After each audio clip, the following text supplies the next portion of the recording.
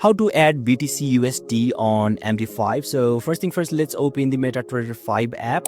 And now you can see there is course option at the bottom left corner of this section. So just tap on that course and you can see there is a search bar at the very top. So you simply need to tap on the search bar and yeah, your BTCUSD will be reflected in here. So first let's tap on search bar. And you can see there is Forex metals index and Nasdaq, so there is no any kind of options of cryptos, so which basically means in our region there is no any access of cryptos. So if your region country allows you to access cryptos, then you can simply find the option in here. So once you find it, just tap on it.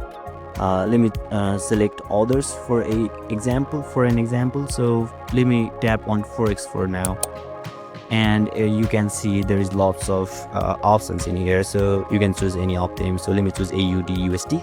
So once you select it, simply cancel.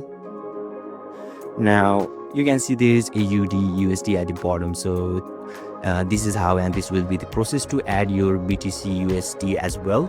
So basically this is how, and this is the process. And if you still encounter any issue during this process, feel free to leave a comment and I'll be happy to assist you. Thank you for watching, and I'll see you next time.